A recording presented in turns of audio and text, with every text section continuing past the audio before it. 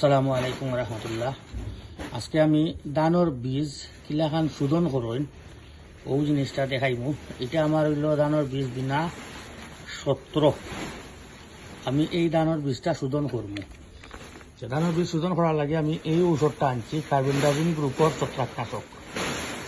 এই বীজটা দিয়ে আমি দান রে কিলাখান শোধন করুন। আপনারা হলে দেখায় আমি ইনশাল্লাহ হলে দেখবা। এবং দানোর বীজ শোধন করলে বীজর এই চারার কোয়ালিটি ভালো হয়, ফসল ভালো হয় এবং রোগ ব্যাধি কম হয়।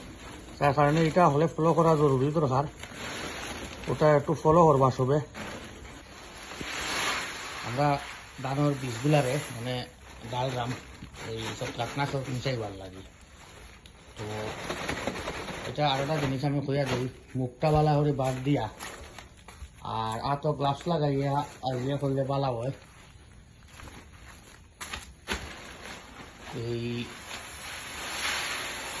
এইগুলায় সমস্যা হয়ে যায়। এই ঔষধ যদি নাকে দিয়ে হামায় আর এটার পার্শ্ব প্রতিক্রিয়া আছে, মাথা ঘুরাইব, বমির ভাব হইব। আর এগুলার যদি কোনো সম্ভাবনা কোনো সময় দেখো ঔষধ ব্যবহার করার বাদে, তাহলে আপনারা চিকিৎসকের পরামর্শ অনুযায়ী ইয়ে করবা, ব্যবস্থা নিবা। আর নিজে ডাক্তারি না করাটা ভালো, এগুলো হওয়ার সম্ভাবনা থাকতে পারে। তার কারণে মুখ বান্ধাটা ইম্পর্টেন্ট। আর যদি গ্লাভস না থাকে হাত দিয়ে ধুইয়া সাথে সাথে হাতরে বালা করে দই লিবা। ওই বীজরে মিক্স করিয়া হাতরে বালা করে দই লিবা, তাহলে এই বিপদটা আর থাকতো নাই। আর যদি কোনো কারণে এটা দেখা দেয় ইলাখান হয় মাথা ঘোরা বা বমির ভাব হয়, তাহলে সাথে সাথে নিকটস্থ ও চিকিৎসকের লগে যোগাযোগ করিয়া আর ট্রিটমেন্টের ব্যবস্থা নিবা। তো মুখটা বান্ধিয়া একটু কেয়ারফুলি করলে এই সমস্যা হয় না। ধানটা আমরা বিছাই অনেক ঔষধটা ছিটাইলাম। এখন কত হইলে ঔষধ কত খান? প্রতি 1 কেজি বীজর লাগি 2 থেকে 3 গ্রাম। প্রতি 1 কেজি বীজর লাগি 2 থেকে 3 গ্রাম। আমরা দিছি 60 কেজি বীজ, 180 কেজি তো কম, 150 কেজি, প্রায় 2.5 কেজির মতো পড়ছে। এটা 2.5 গ্রামের মতো পড়ছে। তবে সর্বোচ্চ 3 গ্রাম পর্যন্ত দিতে পারবা, 2 গ্রাম দিলেও হইব।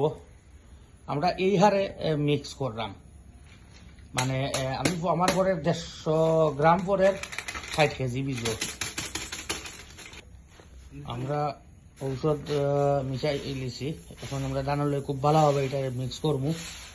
আর আমি কার্বেন্ডাজিম গ্রুপের নোভা দিছি। আপনারা কার্বেন্ডাজিম গ্রুপের যে কোনোটা দিতে পারবা, আপনার যেটা ভালো লাগে। আর ইলাখান মিক্স করিয়া আমরা বস্তার মাঝে ভরিয়া 24 ঘন্টা রাখি দিব। 24 ঘন্টা রাখার পরে আমরা ভিজাইমু পানিত 12 ঘন্টা। পানিত 12 ঘন্টা ভিজাইয়া তোলার বাদে আমরা জাহ দিব। আর জাহ দেওয়ার বাদে আমরা আলিসেরাত ফালাইমু। আপাতত আমি অতখান দেখাইলাম, এর বাদে আর যেটা হরমুটা আলিসেরাত দেওয়ার বাদে আমি আপনারা দেখাইমু। ইকানোর মাঝে আমি আপনারা 180 গ্রাম দিতে পারবা, 120 গ্রাম দেওয়া করতে পারবা 60 কেজি, মানে প্রতি কেজির সর্বোচ্চ 3 গ্রাম, 2 গ্রাম 2.5 গ্রামও দিতে পারবা। তা আমি 2.5 গ্রামের মতো করে দিয়া করছি। ও অবস্থায় বানাইলে মিক্স করবো। ঘন্টারে মিক্স করার বাদে আমরা এখানে 24 ঘন্টা অবস্থা রাখি দিব লাগানো মিক্স করিয়া। 24 ঘন্টা রাখার পরে আমরা পানিত ভিজাইমু 12 ঘন্টা।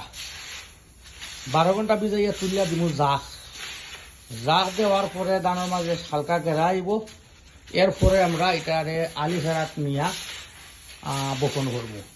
তো আমরা ইনশাল্লাহ আপনার যেটা বুঝাইবার লাগে, আমরা এটা ঔষধটা মিক্স করছি, কিলা আমি মিক্স করছি, কতখান দিছি সবটা এভরিথিং কইছি। আর রিপিট করলাম বারবার, যাতে বুঝতে আপনার অসুবিধা না হয়। এইলাখান মিক্স করার বাদে 24 ঘন্টা আমরা রাখি দিব। রাখার পরে 24 ঘন্টা বাদে আমরা নিয়ে এটা পানির ভিজাইব।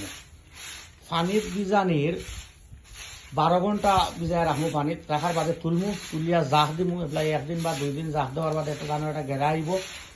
আবার পরে আমরা নিয়ে আলিসেরাত উৎপন্ন করবো। আর এই অবস্থায় এখন মিক্স করলে ভালো মিক্স করবো, করে রাখি দিব। আর আজকের ভিডিও তখন পর্যন্ত। আল্লাহ হাফিজ।